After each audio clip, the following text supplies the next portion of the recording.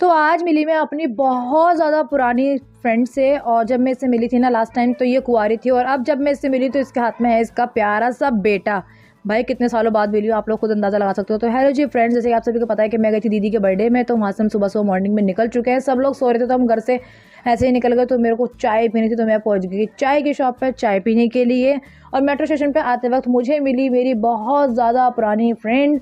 और जैसे कि आपको मैंने बताया कि जब ये कुंवारी थी और अभी अपने बेटे के साथ मुझे मिली है, तो बहुत सालों के बाद हम लोग मिले। फिर आ गई मैं घर पे, और मैंने घर पे आकर देखा कि मेरी अम्मी कर रही थी मेरा इंतज़ार। मगर शुक्र है कि इनके हाथ में डंडा, बेलन, चिमटा कुछ भी नहीं था, वरना मुझे डर लगा था कि आज तो मैं घर जाके पिटूंगी। तो मुझे बहुत तेज़ की भूख लग रही थी। तो यहाँ पे अम्मी ने बनाए थे वेज बिरयानी और मटर पनीर। और जब मैंने इसको टेस्ट किया ना भाई, मम्मी ने कितनी ज़्यादा टेस्टी बिरयानी बना रखी है। वो मम्मी से कह रही थी कि कॉन्ग्रेचुलेशन, आप मुंबई आ सकते हो, आप सिलेक्ट हो गई हो मास्टर शेफ में। उसके बाद मुझे बहुत नींद आ रही थी, तो मैं चली गई थी सोने के लिए। और जब मैं सो के उठी ना भाई, तो मैंने देखा मम्मी आप पता नहीं कौन सी टेंशन में बैठी हैं। मैं जैसे भी हाल में थी वैसे ही सो गई थी। उसके बाद मेरा मन करता चाय पीने का, तो मैं अपने लिए बना रही थी चाय, और मम्मी पता नहीं यहाँ फरदान की जैकेट कुछ सील रही थी। मैंने कहा आपको नहीं दिखेगा, मैं सील दूंगी।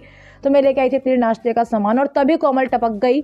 जैसे मेरी चाय बनी, मैंने कोमल को कहा कि चाय तो मैं तुझे दे दूंगी, मगर मैं अपने रोल और मट्ठी तेरे को नहीं देने वाली। तो कोमल कहने लगी बाजी प्लीज दे दो ना। मैंने कहा नहीं, मगर कोमल बदतमीज ना फिर भी मेरे खाने पे नियत लगाई रही थी। तो मेरे हमारे यहाँ पे रोल पर लड़ाई हो रही थी कि रोल मैं खाऊंगी, मैं खाऊंगी, मैं खाऊंगी। और मैंने एक ही बारी के अंदर पूरा रोल मुंह में रख लिया, और ये मेरी प्लेट उठा के चलती बनी। मैंने कहा भाई रुक रुक रुक, तुझे एक चीज़ दिखाती हूँ। कोमल एक जादू दिखाती हूँ। तो मैंने तीनों मट्ठियाँ अपनी प्लेट से उठा ली, और कोमल से बोला चल अब निकल यहाँ से, चटनी खाती रही। तो कोमल कहने लगी बाजी एक मट्ठी तो दे दो, एक मट्ठी तो दे दो मेरी चाय के साथ। मुझे कह नहीं तुम चटनी खाओ, तुम चटनी के लायक हो।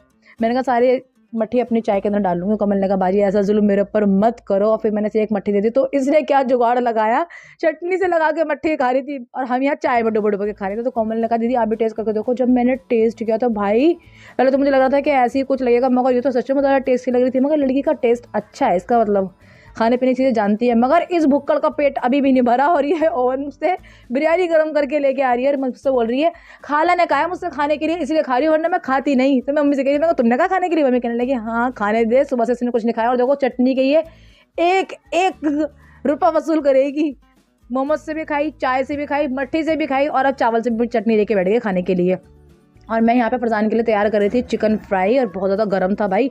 और ये मुझे छेड़ रही थी, परेशान कर रही थी। इसका काम सिर्फ मेरे को परेशान करना है, क्योंकि ये कुछ और काम तो कर नहीं सकती सिर्फ मुझे परेशान करने के सिवा। तो मैं से कहती हूँ मुझे काम करने दो, तेज निकल ले यहाँ से। तो आज के मिनी ब्लॉग के लिए इतना ही, फिर मिलता है नेक्स्ट वीडियो में। टाटा बाय बाय, अल्लाह हाफिज़। हमारी वीडियो को लाइक करना, शेयर करना, चैनल को सब्सक्राइब करना बिल्कुल मत भूलना। Bye bye.